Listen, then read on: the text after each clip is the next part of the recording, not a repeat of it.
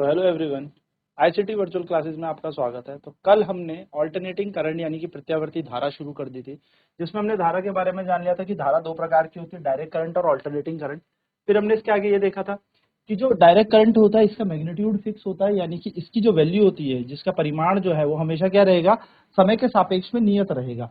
लेकिन वहीं पर बात करें अगर ऑल्टरनेटिंग करंट की यानी कि प्रत्यावर्ती धारा की, तो जो करंट होता है उसका मैग्नीट्यूड चेंज करता है कॉन्टिन्यूसली, यानी कि समय के साथ साथ इसका परिमाण बदलता है। तो वह धारा जिसका परिमाण समय के साथ साथ बदलता रहता है उसे हम क्या कहेंगे, ऑल्टरनेटिंग करंट। फिर हमने यहाँ पे एक इक्वेशन देखी थी कि I is equal to I naught sine omega T या I is equal to I naught cos omega T. ये हमारे पास प्रत्यावर्ती धारा यानी कि ऑल्टरनेटिंग करंट की इक्वेशंस होती है, ठीक है, जिसमें आई नॉट को हम यहाँ पर शिखर मान कहते हैं। आई नॉट को हम क्या कहते हैं, शिखर मान, peak value of alternating current.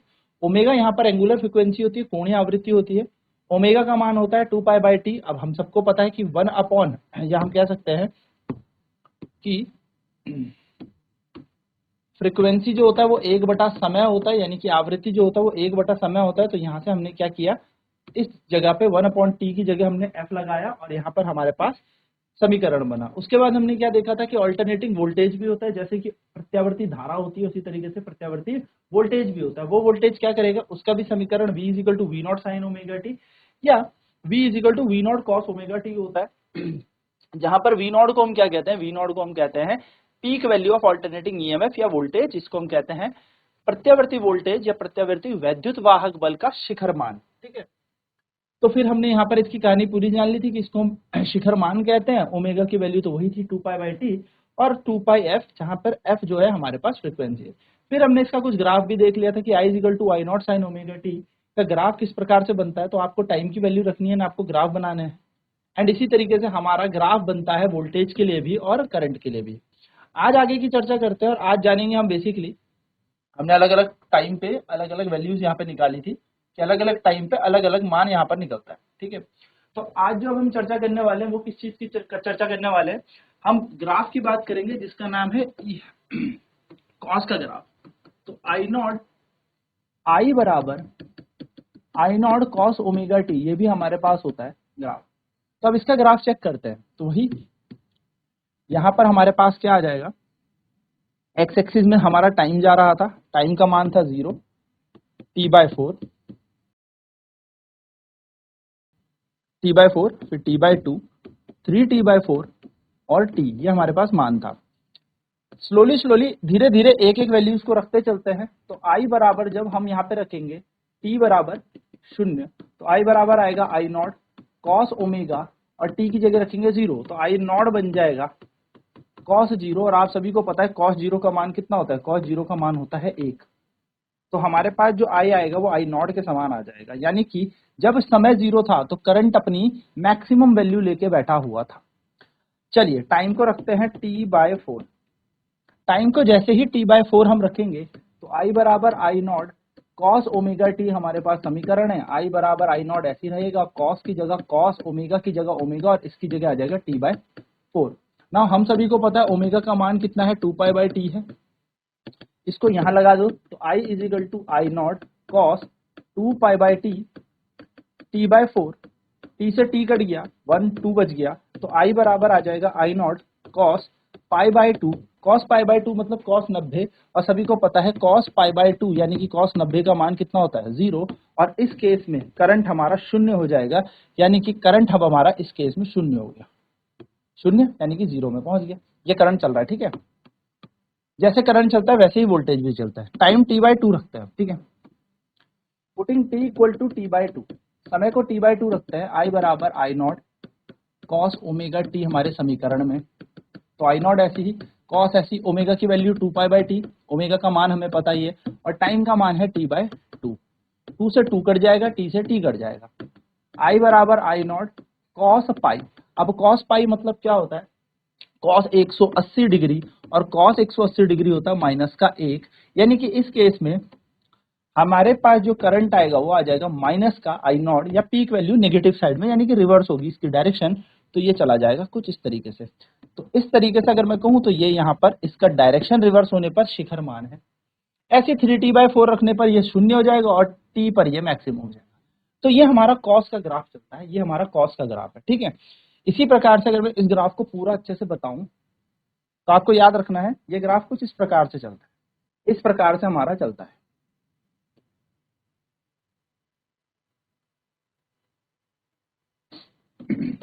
Zero पे T/4 पे, फिर ये मैक्सिमम वैल्यू ले लेगा T/2 पे, 3T/4 पे, और इस ग्राफ को आगे बढ़े तो ये अपनी मैक्सिमम वैल्यू ले लेगा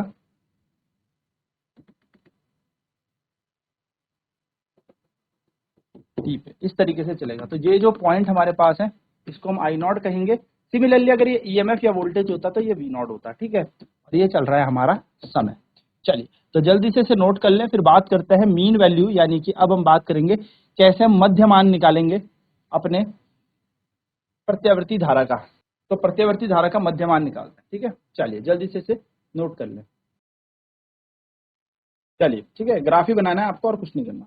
तो अब हम हेडिंग लिखेंगे। अब हमारी मीन वैल्यू ऑफ ऑल्टरनेटिंग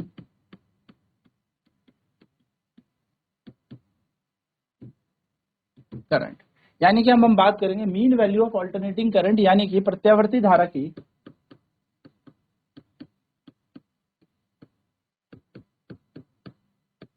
मध्य मान। अब मध्य मान कैसे निकाला जाता है? तो मध्य मान निकाला जाएगा हाफ साइकिल के लिए, ठीक है। तो यहाँ पे नोट पॉइंट याद रखेंगे, the mean value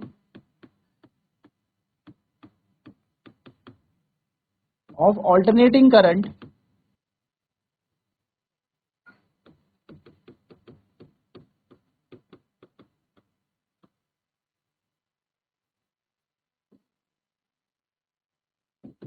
is calculated at for a half cycle।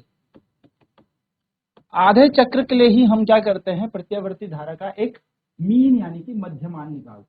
आधे चक्र का मतलब हो गया सिर्फ ये T/2 समय तक के लिए, ठीक है। क्योंकि T समय के लिए ये हो जाएगा 0, ठीक है। फॉर वन कंप्लीट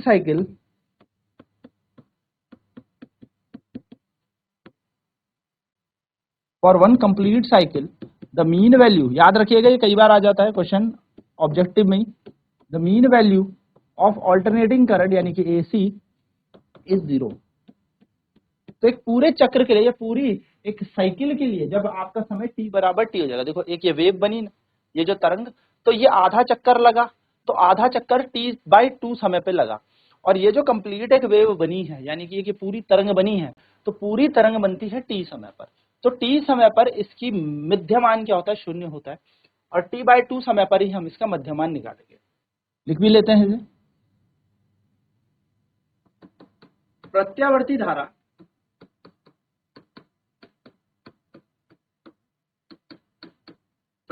धारा का मध्यमान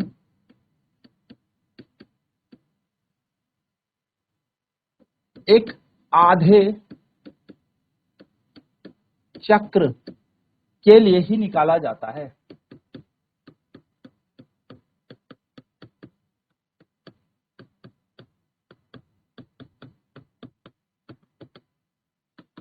पूरे चक्र के लिए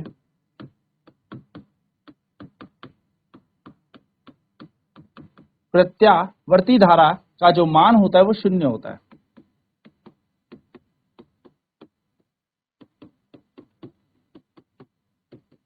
मध्यमान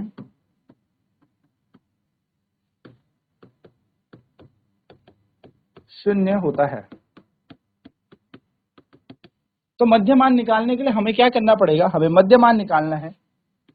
तो मध्यमान कैसे निकाला जाएगा, एक हाफ साइकिल पे निकाला जाएगा। और हाफ साइकिल के लिए हमारे पास इसका सूत्र याद रखेंगे, इसकी लिमिट जाएगी 0 से लेकर T/2 तक IDT, ठीक है। ये है आपका आई मीन, आप इसको कह सकते हैं मध्यमान का सूत्र, ठीक है। मीन कैसे निकालोगे, तो मीन निकलता है एक हाफ समय के लिए इंटीग्रेशन 0 से T/2 तक आपको जाना है IDT, जहां पर I का जो मान होगा वो होगा I0 sin ओमेगा t।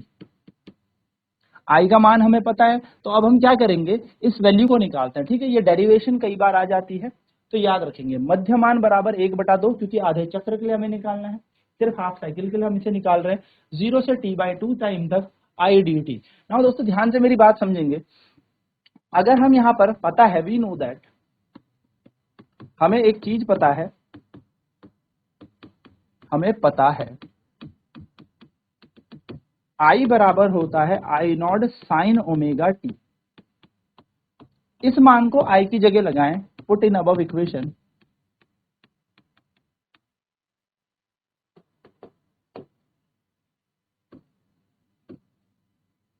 ठीक है, इसको ऊपर वाले समीकरण पे लगाने पर या समीकरण 1 पर रखने पर, ठीक है, तो समीकरण 1 में रखने पर हमें क्या मिलेगा, हमें मिलेगा जो मीन वैल्यू है करंट की वो आएगी 1/t/2 इंटीग्रेशन 0 से t/2 तक, I की जगह आ जाएगा आई नॉट साइन ओमेगा टी, देखो I की जगह हमने आई नॉट साइन ओमेगा टी और यहाँ पे आ जाएगा डी टी, सिंपल। अब इसका इंटीग्रेट करें, इसको क्या करेंगे, इसका समाकलन करेंगे, ठीक है, तो समाकलन करें तो आई मीन ऐसे ही रहेगा 1/t/2, क्योंकि हाफ साइकिल के लिए निकाला जा रहा है, 0 से t/2 आई नॉट, मैं वापस लिख रहा हूं इसको, ठीक है, sign omega T D T, ये हमारा बन जाए। अब क्या किया जाए, तो आई मीन ऐसे ही रखें। अच्छा एक काम करता है, टी की वैल्यू कितनी होती है, 2 पाई, देखो अभी हमने एक चीज पढ़ी थी, ओमेगा की वैल्यू 2π/t होती है, हमें पता है ओमेगा बराबर 2π/t होती है, तो टी का मान क्या हो जाएगा, टी का मान हो जाएगा 2π/ओमेगा। क्या हम इस टी को यहाँ पे रखें, हाँ सर रख सकते हैं, तो आई मीन ऐसे ही 1 की जगह 1, टी की जगह लगाएंगे 2π/ओमेगा और इस 2 की जगह यहाँ 2, इंटीग्रेशन जाएगा 0 से लेके टी की जगह फिर से यही वैल्यू लगा दो, देखो 2π/ओमेगा और इस 2 की जगह ये 2 I naught sine omega T D T, क्योंकि ये जो ऐसा धारा है जो समय के साथ साथ बदल रही है। ना आप यहाँ पर एक गौर से एक चीज देखेंगे, तो 2 से 2 तो उड़ गया, तो 2 से 2 यहाँ पे भी उड़ जाएगा, और हमारी जो यहाँ पे वैल्यू बनेगी आई मीन की, यानी कि जो मध्य मान आएगा धारा का, वो हमारे पास क्या आएगा, वो आएगा हमारे पास ओमेगा चला जाएगा ऊपर, तो ओमेगा अपॉन में पाई, ओमेगा चला गया सबसे ऊपर, नीचे बचा पाई, सेम टू सेम यहाँ बन जाएगा π/ओमेगा, इंटीग्रेशन 0 से π/ओमेगा। सर ये π/ओमेगा क्यों हुआ, क्योंकि यहाँ पर कहीं ऊपर नहीं भेजना था, यहाँ पर तो अपॉन में था ना, 1 अपॉन में, इसलिए I naught sine omega T, I naught sine omega T D T. अब क्या किया जाए, अब तो बहुत ही सरल हो गया, कुछ नहीं करना, आई नॉट को उठा के बाहर लिख देते हैं, क्योंकि इंटीग्रेशन में जो कांस्टेंट वैल्यू है जिसने नहीं बदलना उसको हम बाहर रख देते हैं। क्या बन जाएगी, लिमिट बन जाएगी 0 से लेके π/ओमेगा तक, अंदर आ जाएगा sine omega T D T, simple है। आई मीन हम ऐसे ही रखेंगे, ओमेगा आई नॉट हम ऐसे ही रखेंगे, पाई हम ऐसे ही रखेंगे, साइन का इंटीग्रेशन कर लेते हैं, तो आपको पता होगा साइन का इंटीग्रेशन होता है, साइन एक्स का इंटीग्रेशन अगर हम करें तो मिलता है हमें माइनस का कॉस एक्स, साइन का इंटीग्रेशन क्या होता है, माइनस का कॉस, ठीक है, इंटीग्रेशन है, तो ये बन जाएगा माइनस का कॉस ओमेगा टी, और एक बार इस ओमेगा टी का भी होगा तो ओमेगा आ जाएगा नीचे, या आपने मैथ्स में पढ़ा ही होगा, और लिमिट जाएगी this one.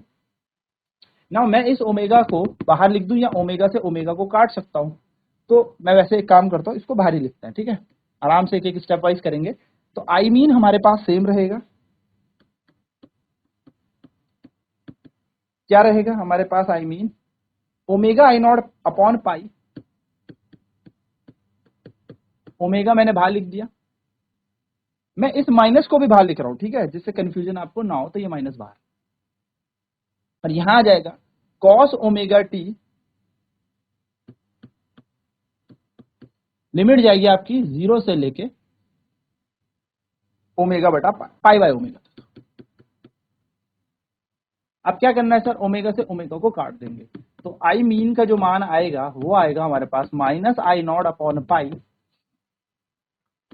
Upper limit minus lower limit, तो कॉस की जगह कॉस, ओमेगा की जगह ओमेगा और अपर लिमिट है हमारे पास टी की जगह पाई बाय ओमेगा। देखो टी की जगह लगेगा ना ये, क्योंकि कौन सा फंक्शन चल रहा था यहाँ पे, चेंजिंग फंक्शन टी था, चेंजिंग फंक्शन टी था, बदल कौन सा रहा था, फंक्शन कौन सा चेंज हो रहा था, टी बदल रहा था।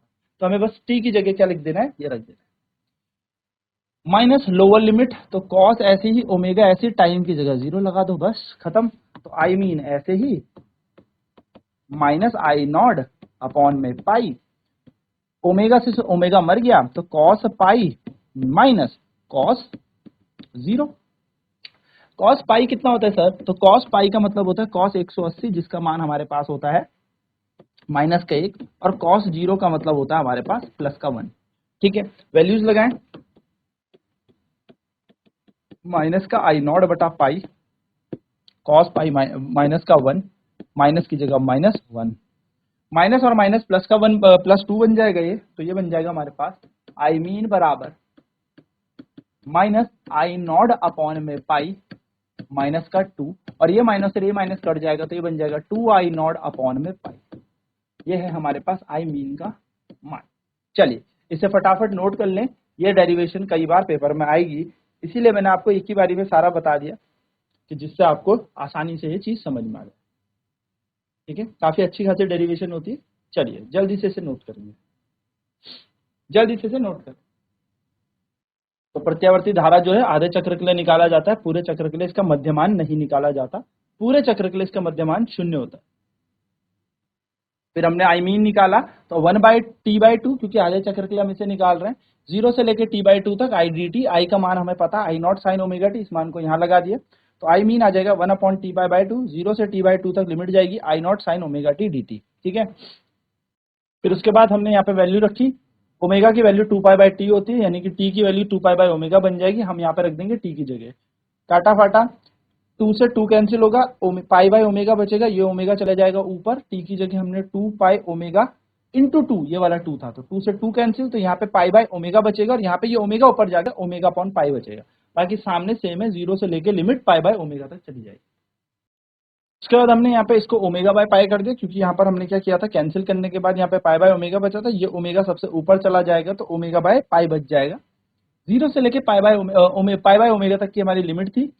आई बराबर I naught sine omega T D T, same to same, I mean ऐसी, ओमेगा ऐसी, पाई ऐसी, आई नॉट कांस्टेंट था यानी कि नियत है तो उठा के बाहर रख लो। इंटीग्रेशन लिमिट जा रही है 0 से लेके पाई बाय ओमेगा तक, sign omega T D T. ठीक है, अब हमने इंटीग्रेशन किया साइन का, तो साइन का इंटीग्रेशन माइनस कॉस होता है, तो हमने लिख दिया माइनस कॉस ओमेगा टी। अब एक बार इस ओमेगा टी का भी इंटीग्रेशन होगा तो अपॉन में ओमेगा आ जाएगा, 0 से पाई बाय ओमेगा हमारी लिमिट अभी भी वैसी ही है। तो हमने लिखा क्या इसे, omega I naught upon pi integration minus cos omega T by omega. अच्छा, इस ओमेगा से ये ओमेगा मत कैंसिल कर देना, उसका रीजन ये है कि ये एंगल है। ठीक है, ये एंगल है, एंगल से कभी भी ये पूरा वाला डिवाइड नहीं करेगा। अगर ये ओमेगा बाय ओमेगा होता या ओमेगा टी के नीचे होता तो हम इसे कैंसिल करते, काटते, तो ये ओमेगा इसे काटेगा नहीं। ठीक है, ये बात ध्यान रखनी है।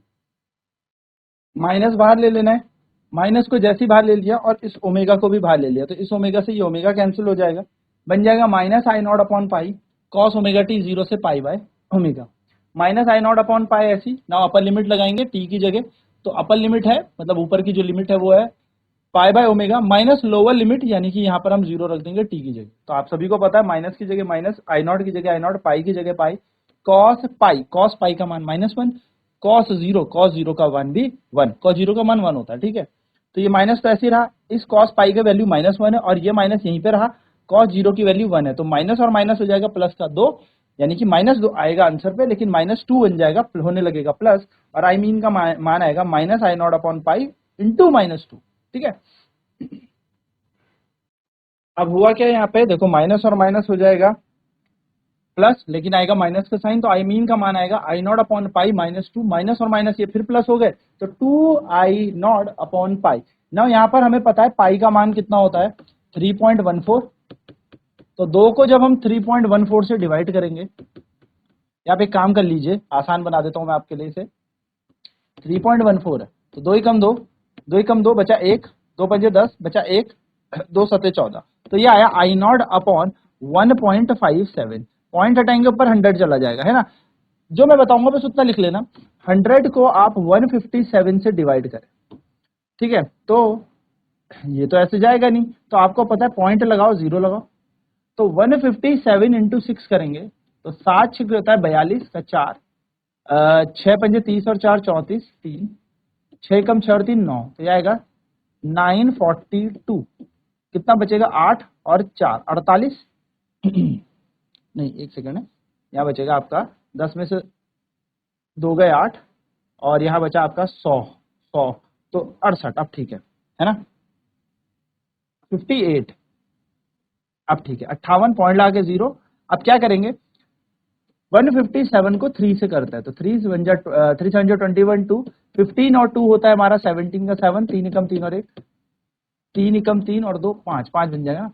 ठीक है, तो लगभग लगभग यहाँ पर हमारा हो जाएगा 3।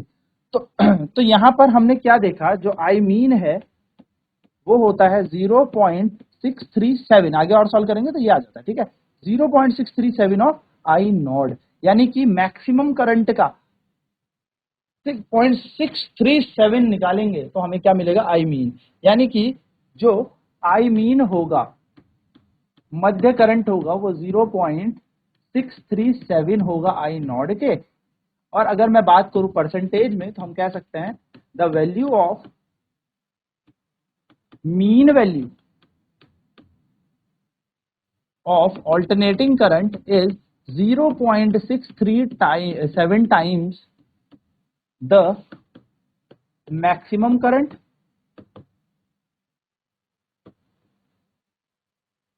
और 63.7%, परसेंट करने के लिए हमें 100 से मल्टीप्लाई करना पड़ेगा, ऑफ द मैक्सिमम करंट। क्या कह रहा है, वो कह रहा है प्रत्यावर्ती धारा का मध्यमान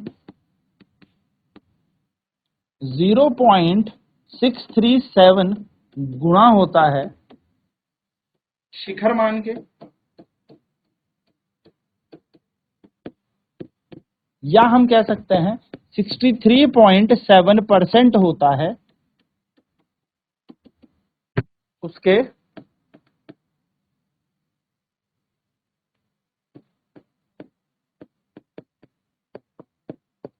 शिखर मान के। ठीक है, तो ये चीज आपको याद रखनी। चलिए जल्दी से इसे नोट कर लें।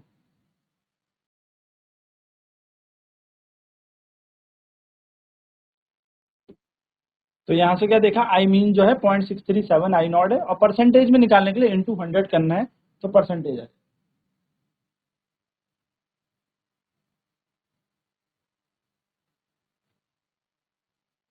तो यहां तक आपको ये पूरी डेरिवेशन करनी है। आपके पेपर में आता भी है कि मीन करंट को निकालें या मध्यमान निकालें। तो आई होप ये चीजें समझ में आ गई होंगी। आईसीटी वर्चुअल क्लासेस में आज इतना ही करते हैं, तो जुड़ने के लिए धन्यवाद। कल इसके आगे और चीजें भी देखनी है, मिलते हैं कल। बाय बाय, टेक केयर, आपका दिन शुभ हो।